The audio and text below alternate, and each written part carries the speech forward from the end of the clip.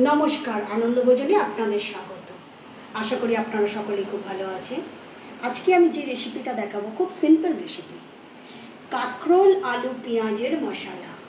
এই কাঁকরোল আলু পেঁয়াজের মশলা আমি কিভাবে বানাবো আমি আপনাদেরকে দেখিয়ে দেবো। প্রথমে আমি আলু আর কাঁকরোলগুলোকে দেখুন ছোট ছোট করে কেটে নিয়েছি, পেঁয়াজটাকেও কেটে নিয়েছি, একটা কাঁচা লঙ্কা চিড়ে রেখেছি। এবার আমি এইগুলোকে ম্যারিনেট করব।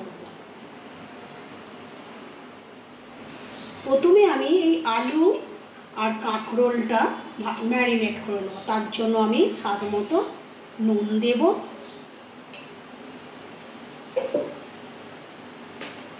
হলুদ গুঁড়ো দেব,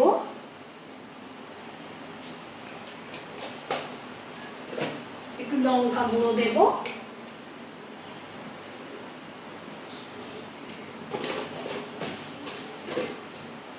একটু ধনে গুঁড়ো দেব,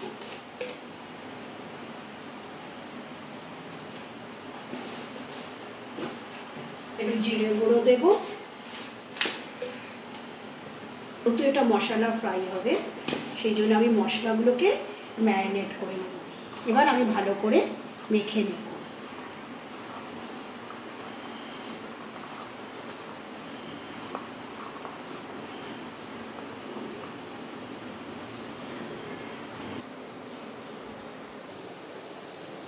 এবার আমি গ্যাসটা জ্বেলে দিয়েছি, ওর মধ্যে কড়াও বসিয়ে দিয়েছি, তারপর আমি ওর মধ্যে সর্ষের তেল দিয়ে দিয়েছি। এবার আমি ওই সর্ষের তেলের মধ্যে দেখুন তেলটা গরম হয়ে গেছে। এবার আমি ওই তেলের মধ্যে 5 ফোড়ন দেব। এবার শুকনো লঙ্কা, কাঁচা লঙ্কা দেব,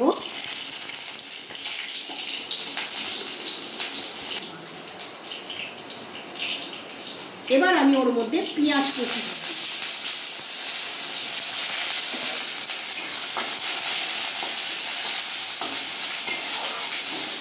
পেঁয়াজগুলো হালকা করে ভেজে নিয়ে আমি আলু আর কাঁকরোলটা দিয়ে দেব।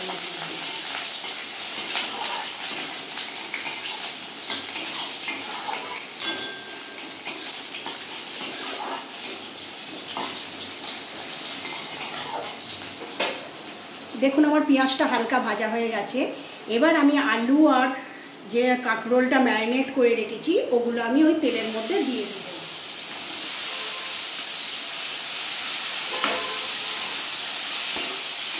এবার আমি মিডিয়াম আঁচে ফ্রাই করব।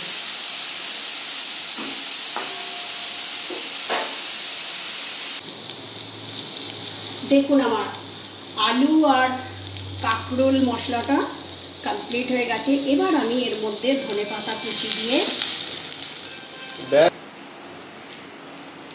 দেখুন আমি ধনেপাতা কুচিটা দিয়ে দিয়েছি। এবার আমি নেড়ে নামিয়ে নেব। আমার পুরো রান্নাটা কমপ্লিট হয়ে গেছে। কাঁকরোল আলুর মশলা ফ্রাই দেখুন কত সুন্দর দেখতেও হয়েছে, খেতেও ঠিক এতটাই সুন্দর হবে। আপনারা এইভাবে মশলা ফ্রাই করে দেখবেন, অবশ্যই ভালো লাগবে। ভালো লাগলে চ্যানেলটাকে সাবস্ক্রাইব করবেন, শেয়ার করবেন। ভালো থাকবেন, সুস্থ থাকবেন। আবার দেখা হবে পরের ভিডিও। Thank you.